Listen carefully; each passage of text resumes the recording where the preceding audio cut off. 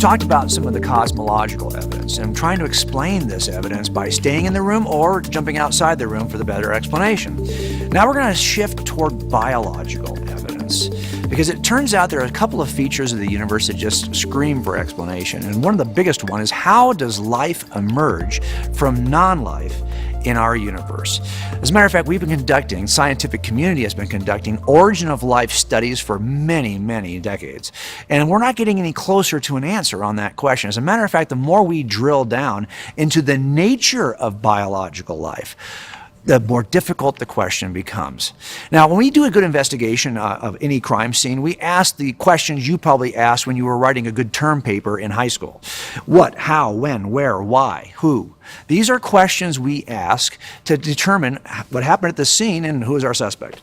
Well, the same kinds of questions could be used to examine the universe and the origin of life. And one of the biggest questions to ask is, what are we really talking about here? Now, you will see in your participants guide the difficult nature of biological life. It's pretty complicated. It's pretty complex. It's not a simple problem to solve. And one of the biggest challenges in all of biology is explaining that largest molecule known to humans called DNA. So that's the what question. What we're trying to explain here is incredibly complex.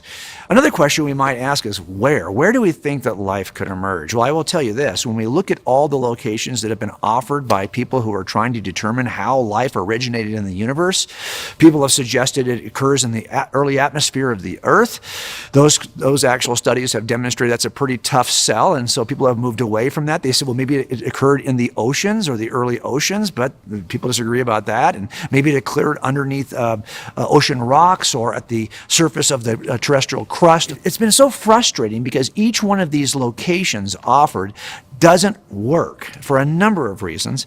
And as a matter of fact, each of these scientists will disagree with each other and say, well, my theory is better. No, my theory is better. There's no consensus on this at all. As a matter of fact, some now have said that we cannot understand how life could emerge on Earth, so perhaps it was delivered to us on an asteroid or a meteorite from outer space, which just kind of pushes the problem off to another location, but it still begs for explanation. So on the what and the where, we still have some open questions.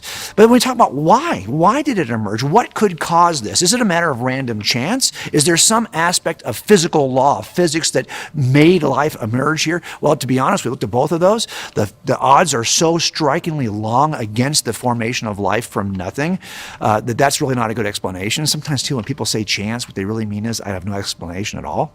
So we have to kind of think about that. And in addition to that, we cannot find physical laws of, the laws of physics that could bring together the necessary ingredients for life to emerge. We'll talk about that in a minute.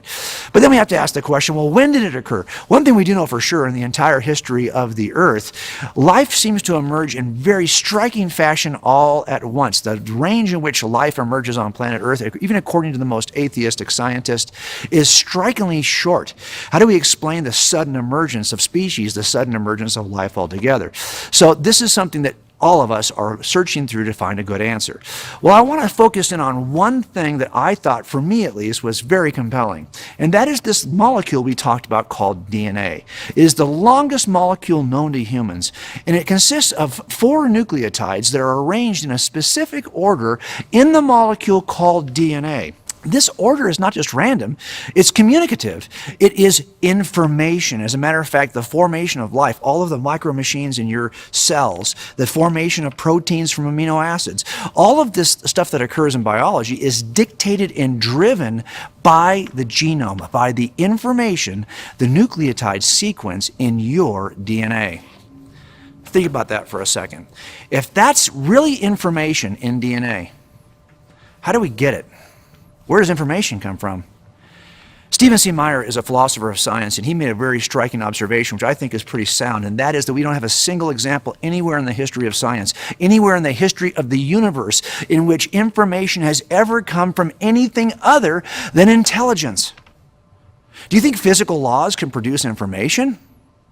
Some people would say yes. Well, that depends on what kind of information you're actually looking at.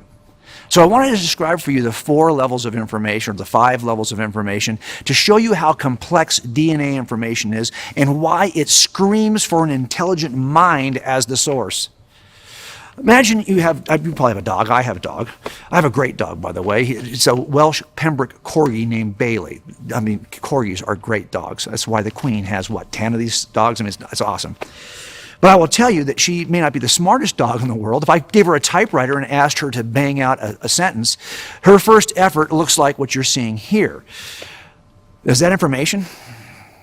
I mean, it's a sequence of letters that are all jumbled around. I mean, is that information? Well, in a sense, it is information, a very low level of information.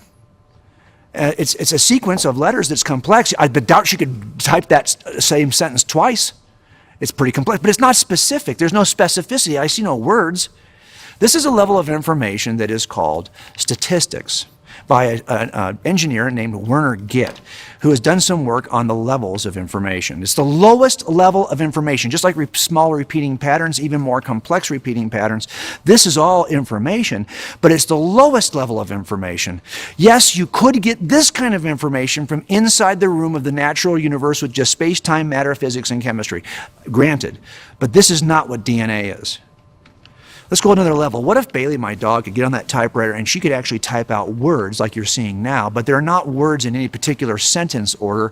I still don't know what she's trying to tell me, but hey, at least she knows this. She can code for certain words that I can then understand, recognize, and decode. This is a whole nother level of meaning, a whole other level of information. It's described as cosyntax. Now, this is level 2 information. And there's actually no way to get this level of information from inside the room of the natural universe. You need a mind that can code and understands the formation of words, even understands how these will be read by the receiver. We are now one level outside of what the natural universe can do for you.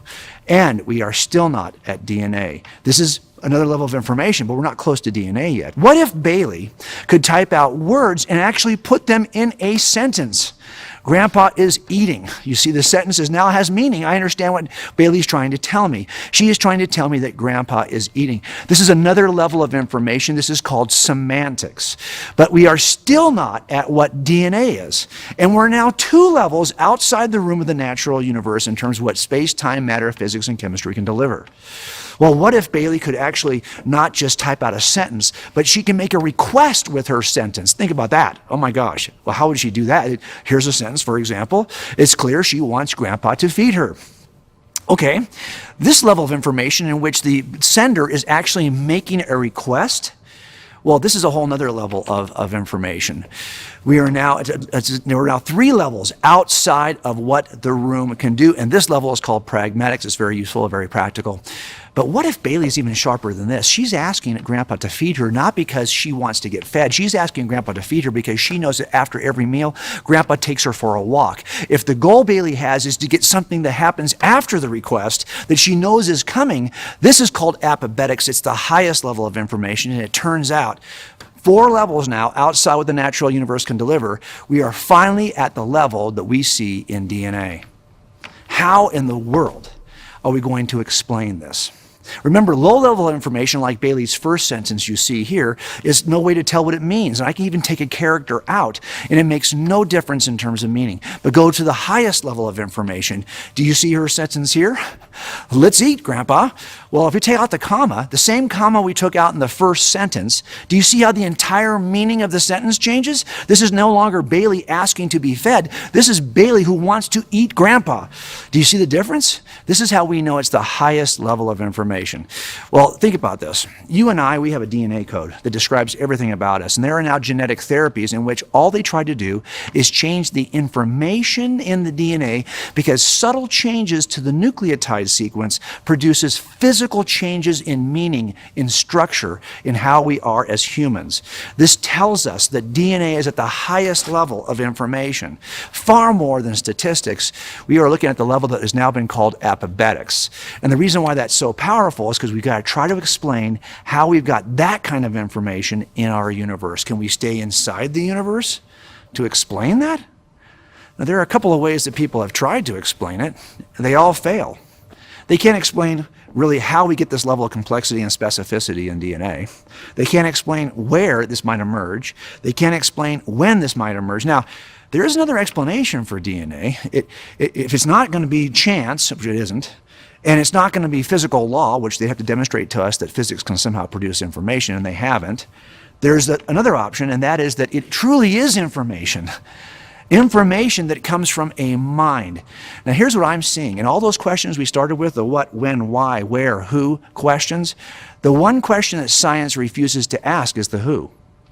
They're willing to ask the what, when, why, how, where, no problem. But what if all the evidence we have points to a who and not a what? Are they willing to ask the who question? Well, no, they're not. Well, why not? We don't do science that way, Jim. Really? Well, why don't you ask who questions? Because there are no who's in the natural universe us to ask. It's a what. It's going to be a what. Well, wait a minute. What if all the best evidence you had points to a who? Are you willing to entertain the possibility of a who? And here we have something in the universe, information, which is best explained by a who, an intelligent mind that is the source of the information in the DNA. Once again, we have to jump outside the room of the natural universe to explain what we see in the room of the natural universe. An all-powerful, timeless, spaceless, non-material, uncaused first cause that is a fine-tuner, creating a universe that has purpose and meaning and is designed to support life. But not only that, he is communicating to us through the DNA in order to originate life in this universe. He's set the table and now he's delivered the goods. And we are outside the room for our explanation.